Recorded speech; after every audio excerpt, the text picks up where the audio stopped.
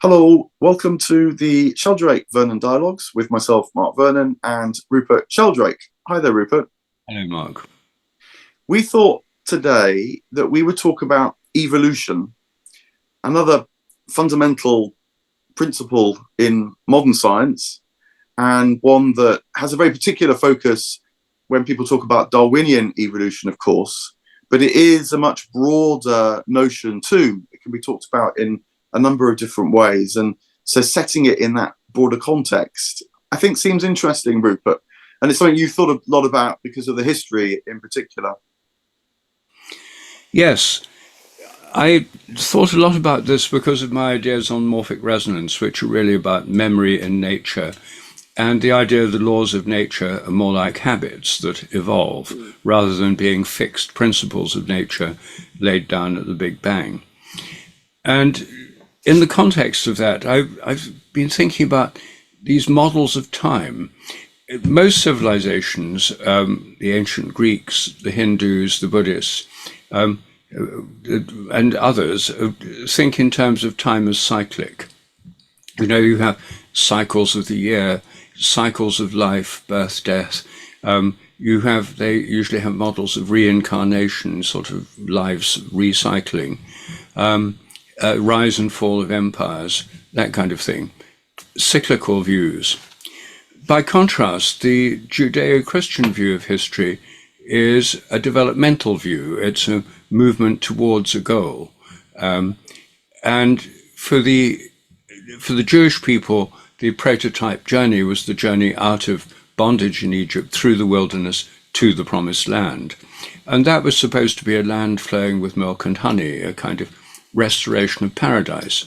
But of course, when they got there, it was just, there was a lot of trouble because, of course, it was already inhabited, and displacing the original inhabitants caused trouble then, as it does now. So the idea of the culmination of history was projected into the future with the coming of the Messiah. And then for Christians, Jesus was the Messiah, but history didn't come to an end. And so then there's the idea of a second coming, or the coming of the kingdom of heaven, some stage in the future towards which history was moving, some eschaton, some end point. And there were various visions and prophecies of this. But by the Middle Ages, these became transformed into popular millenarian movements. There were a whole series of millenarian movements. People thought the end was about to come and Christ was about to return, and so on. But in the 17th century, these visions were secularized by Francis Bacon, principally, into the idea that history was being transformed through what we now call science and technology and economic development. And this idea of the transformation of history through science, technology, and economic development has now been exported to every country in the world through development programs, aid agencies, educational systems, etc. So every country in the world it is caught up in this now. I mean, they used to be classified as underdeveloped countries. They're now called developing countries. But this is the paradigm, the model, that this is a kind of the inevitable development towards something better. In the 18th century, this got built into the whole Enlightenment idea of progress and through social reform, science, technology, economic growth. But it was still seen as purely human. You know, for the religious vision was human, although in St. Paul there's the idea the whole cosmos would be transformed. But for the Enlightenment, it was principally human. They thought of species as fixed, but humans as undergoing this progressive evolutionary development.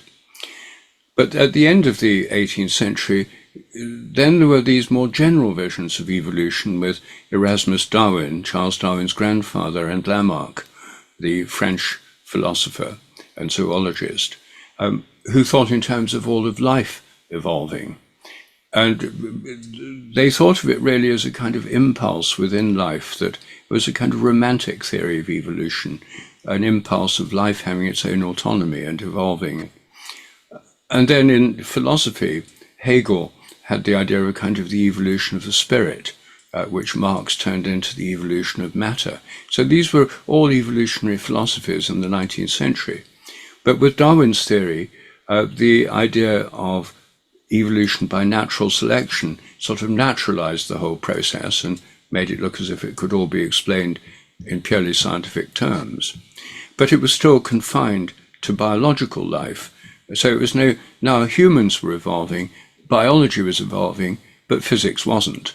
And it wasn't until 1966, with the advent of the Big Bang cosmology, that we had an evolutionary view of the entire universe, starting very small with the Big Bang, less than the size of a head of a pin, enormously hot, and growing and expanding and cooling ever since, with the formation of new structures and forms of chemistry and planets and stars and galaxies and life within it. So we now have this grand evolutionary vision which encompasses the whole of nature. But it's very recent that we've had that. It's only since the 1966. I mean, I graduated from Cambridge in 1963. I mean, this happened when I was a graduate student. So we're not talking that long ago. That there's completely changed our view of the whole of nature. And this means that any thinking about evolution has to be cast in wider terms than it was when it was just human spiritual evolution in a religious sense, or just human evolution through science and technology and economic growth, as it was in the 19th century. And so this bigger picture raises a number of other questions. One is, does it all have a purpose or a direction, or is it purely random, as in neo-Darwinian evolution? And then another question is, what's the source of all the creativity in nature? Because evolution is a creative process. The word evolution, incidentally, is a tricky one in this context, because what it literally means is evolution, which means unrolling. Volution, as in revolution, is about rolling, and evolution is rolling out. And in the 18th century, it had a technical meaning in biology. In the 18th century, there were two schools of thought about embryology and the development of plants. When an animal grows from an embryo, from a fertilized egg, is there a miniature animal already there inside it, which is, as it were, inflated, preformed, that's rolled out, as it were? Or do new forms and structures appear that weren't there before? And that used to be called epigenesis. And the rolling out theory, the preformationist theory, was called evolution. And that's why Charles Darwin hardly ever used the word evolution in The Origin of Species. I think he uses it twice. He uses the word progress much more commonly, or descent with modification. But he avoided evolution because it had this technical meaning in biology. And the preformationists were by then pretty discredited in biology. They thought that inside of the egg of a rabbit is a tiny, tiny rabbit that gets sort of inflated. But their opponents, the epigeneticists, pointed out that for every rabbit, there'd have to be inside that the next generation, and inside that the next generation, like Russian dolls, going on ad infinitum, so that you could have this rolling out or evolution of rabbits. And the sense in which this rolling out thing carried over to evolutionary theory, Thomas Henry Huxley, who did so much to propagate Darwin's ideas in the Victorian period, was a complete determinist, like many scientists at that time. And he thought if you knew enough about the initial positions and movements of particles in the universe, you'd be able to predict the flora and fauna of Britain in 1867 down to the finest detail, because everything was in principle completely predictable through kind of mechanistic, predictable causality. Of course, neo-Darwinism abandons that because, based on quantum theory, mutations are seen as truly random, and there's the possibility of completely unpredictable and open-ended change. And Karl Popper, the philosopher of science, was very keen on the open-endedness of evolution. because when applied to human affairs by Marxists and others, it sounded as if human history had a predictable direction. And he thought this was a dangerous ideology, and it was much better to realize actually everything's open, unpredictable. We don't know where it would go, and it's free to go one way or another. So it's a truly creative process.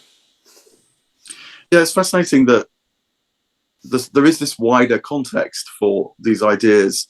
So much so, as you're saying, that for Darwin, Charles Darwin, evolution was a rather suspect word, whereas now, of course, it's known as Darwinian evolution, as that older sense of something unfolding has dropped away, and the combination of random mutation and natural selection that sort of dominates the imagination in terms of biological evolution. And as you're saying too, people apply Darwinian evolution not just to the grand story of the cosmos from a Big Bang to maybe a indefinite expansion, or I think now that it's actually cyclical models that are coming back in vogue again, something that's happened across the course of my adult life as well. But they apply Darwinian principles even to, say, the birth of galaxies, trying to understand how these large, particularly structures in the cosmos, maybe get selected, and the weaker, as it were, have a shorter lifespan, perhaps, and so disappear, and the ones which are more stable dominate. So it's become a very general kind of principle. I mean, it's interesting you mentioned Karl Popper there, because he, as you say, liked the idea of an open-ended evolution. The open society was part of his political writing. I'm also fascinated by him because he talks about evolution as a bundle of theories in its Darwinian mode, and some he thought were more testable than others. And he's also can be a kind of a critic of evolution. And this is one of the things that really fascinates me, is that the simple summary, particularly of Darwinian evolution, random mutation, natural selection, it kind of conceals quite a number of knotty issues, which are actually very fascinating to try and get into how it actually works. I mean, one that Karl Popper landed on was that if you appeal to very large periods of time, tens of hundreds of millions of years, even longer, and the function of random selection in that time, is this really an explanation, he asked. There's a parallel kind of appeal in physics, and it's known as the conundrum of Boltzmann brains. And the idea is that through random processes and things sort of spontaneously appearing through perhaps quantum mechanisms, if you have a long enough period of time, in principle, sort of anything could appear over that period of time. And that just becomes a sort of pure, strange function of chance, but it's not really a scientific explanation. And I feel like this pressure operates within Darwinian evolution too, that just to say it's natural selection on the basis of what might come about through random mutation is a bit sort of unsatisfying. And so you get notions of, say, convergence. Simon Conway Morris, who I know you know as well, a Cambridge evolutionary biologist, and he's shown how through a number of different evolutionary pathways, many features of organisms appear repeatedly. So it seems like there is a kind of direction. You can talk about it in terms of evolution finding the limited number of solutions to problems that living organisms have. Or you can talk about it as a kind of tendency within evolution. And I think Simon Conway Morris, he does feel that more, that there are kind of niches in both material worlds and, for him, the immaterial world. And evolution is a process that seeks out to, first of all, inhabit and then exploit and even then develop these niches. And so you can have both creatures that successfully exploit, say, the niche of the environment we call the waters, or the environment we call the air, But you can also, in the case of human beings, have moral niches, the sense that having notions like empathy, for example, evolved is beneficial in terms of survival as well. So I like it when, that these are bona fide evolutionists. They've got nothing to do with intelligent design or creationism or anything like that, but are very interested in how evolution actually operates within the wider context, both within the sense of constraint, but also how it might relate to these features like niches. And then just to throw one more thought in, a few physicists, and perhaps the most prominent is Paul Davies, who's a physicist, writes popular books as well. He's wondered whether there needs to be a kind of what he calls a life principle operative within the cosmos, because he looks purely at length of time and random processes and feels that a kind of tendency is needed to actually explain what we see, particularly in terms of the complexity and sophistication of life. And so he has wondered, in the context of physics, whether the cosmos contains a kind of life impulse, is how he puts it. It feels like it's easier to speculate in that way in the domain of physics than it is in the domain of biology, because biology, particularly when it's in the public sphere, is so heavily politicized, and partly because of the presence of intelligent design and creationism, especially in the US and some parts of the Islamic world, but also because it's a very competitive field to be engaged in, and certain very prominent biologists, notably Richard Dawkins, champion one kind of Darwinian evolution, but there are others, and it's felt that sort of questioning the orthodoxy, I mean, you know all about this because of your work too, is somehow risking the science as a whole. Anyway, I'll hand back to you, but this sort of wider notion of evolution maybe helps us get sort of more space to think about what's actually going on. I think the waters are definitely muddied by the intelligent design creationist argument. And their point is that if you have godless evolution, as put forward by neo-Darwinism, this undermines the idea that nature is made and guided by God, which it does. And so they feel the best way to oppose Darwinian atheistic ideas, as put forward by Dawkins and others, is simply to deny evolution altogether. However, right from the beginning of evolutionary theory, there have been plenty of people who were Christian theologians or in other religious traditions like the Hindu tradition who haven't seen this as a conflict. If God is a creative spirit underlying and working through nature, then there's no reason why all the divine creativity should be bundled into the very first few days of the universe, and thereafter there be no divine creativity. It can be much more spread out throughout the whole of the evolutionary process. There can be a creative principle at work all along. And I think that I certainly, as a biologist, also as a Christian, accept the whole evolutionary principle and don't see any conflict with the idea of divine creativity as an ultimate source of creativity. But it's interesting that the narrow dogmatism of neo-Darwinism is being challenged from within biology itself, partly through the rise of epigenetic inheritance, when it's clear that organisms can inherit adaptations which are, as it were, intelligent responses to the environment they find themselves in. There are many examples now of epigenetic inheritance. For example, male mice that have been made afraid of a particular smell can pass on this fear to their children and grandchildren and maybe great-grandchildren. No one's looked beyond the grandchildren yet. In a single two generations, an acquired fear in response to what was a danger for them, is immediately passed on without having to wait many generations for random mutations, for aversion to that chemical, and so on. And so the extended evolutionary synthesis, which is now gaining ground fast within biology, is a much more inclusive view of evolution that includes the inheritance of acquired characters, which of course Darwin did himself. Neo-Darwinism differed from Darwin in denying the inheritance of acquired characters, otherwise known as Lamarckian inheritance.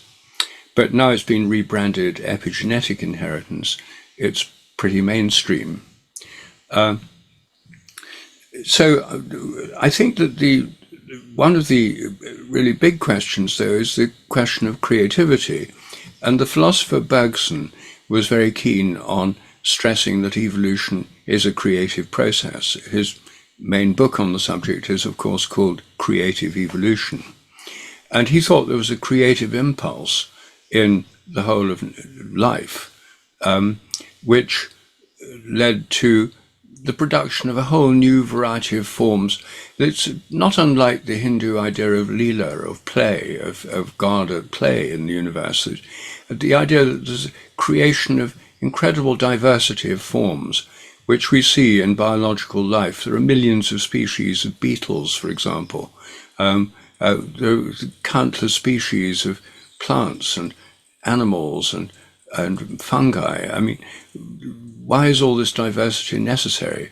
If you take a narrow view of evolution, the purpose of cosmic evolution is for the appearance of human consciousness, a view that some people like to take. Then why do you need millions of species of beetles in the Amazon, which are being rendered extinct before we've even classified them? Why are they all there? The diversity in itself seems to be part of the evolutionary process.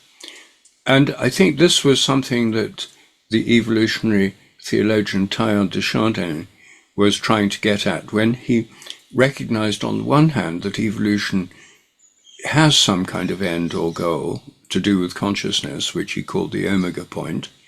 But on the other hand, it's to do with diversity, the production of endless diversity. And he tried to include both, because if you have only diversity, Bergson tended to have only diversity, then the idea that nature is all about just proliferating diversity indefinitely doesn't seem a very satisfactory view. I mean, just more and more of this and that. And we see it in products, especially in the United States, with, just with breakfast cereals. You go into a supermarket and there's sort of yards and yards of different breakfast cereals. So every kind of potential diversity is encouraged by the American capitalist system. So that kind of diversity does seem slightly pointless. But if you have this much more popular view in religious circles, the idea that it's all about us and about the evolution of consciousness, as I say, then that just leaves most of nature out of it. And Teilhard was trying to make a synthesis. I wonder what you think about that.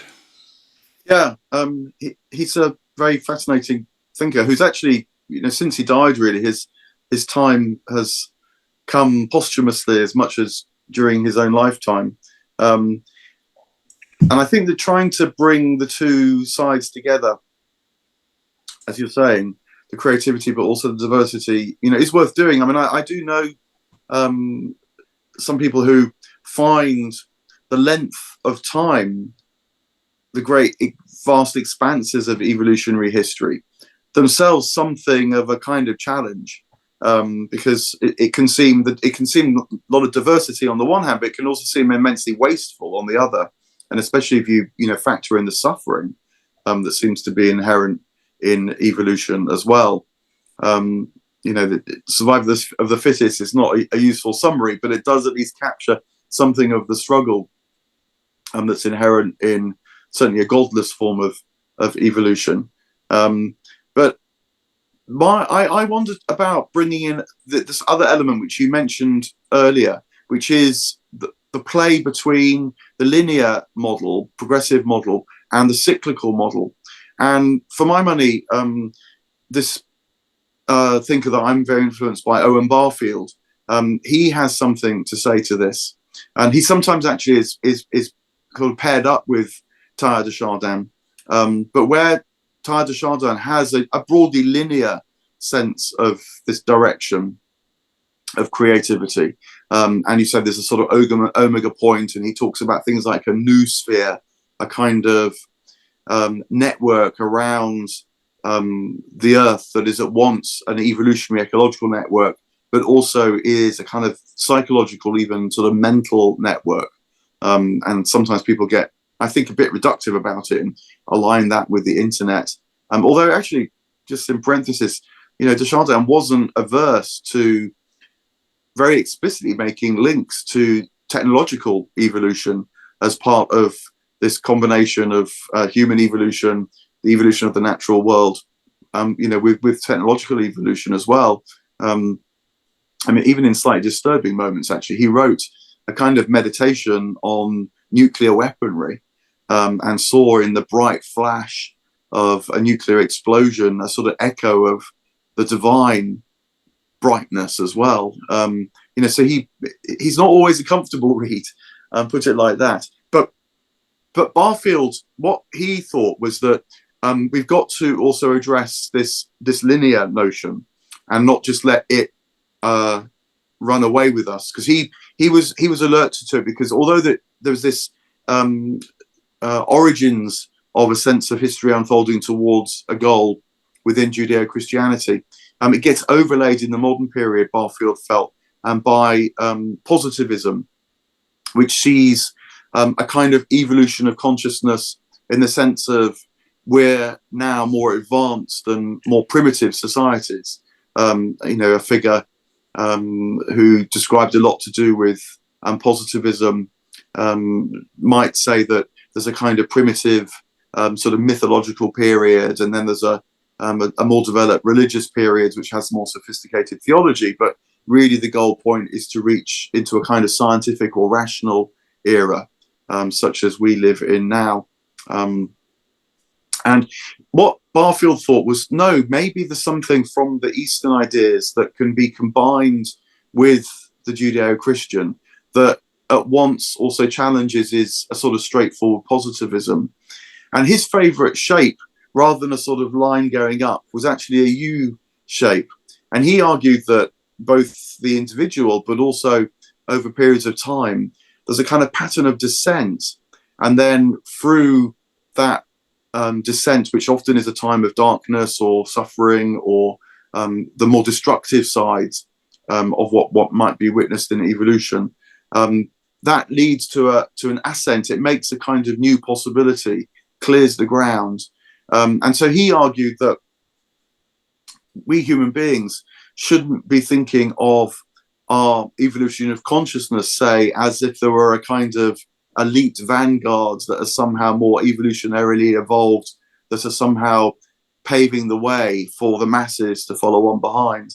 But that rather each and every person, but also echoing a kind of macrocosmic notion as well, go through periods of alienation or struggle or suffering, and that through that process new possibilities are born.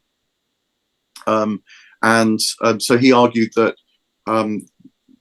previous times and places with very different cultures, they have their own genius. It's not that they were more primitive.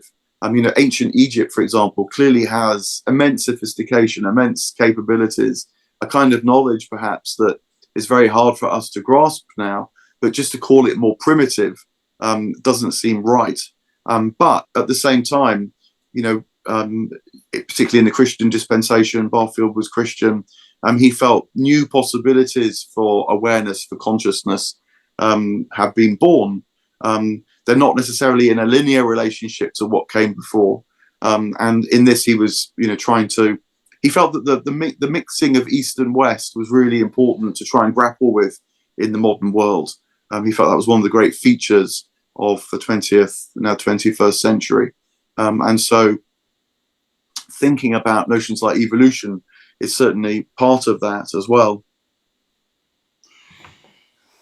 We find ourselves now in a kind of period of utterly manically accelerated evolution, don't we?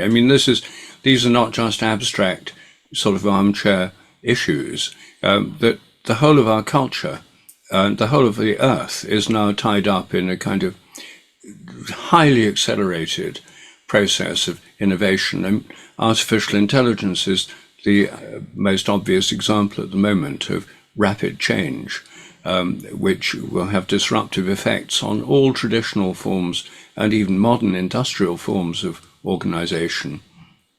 Together with this bringing together different cultures, including the spiritual traditions of different cultures, now all coming together in relationship to each other in a way they weren't before, together with climate change, which is going to force the development of human societies, perhaps disastrously. It's going to force change upon us, whether we like it or not.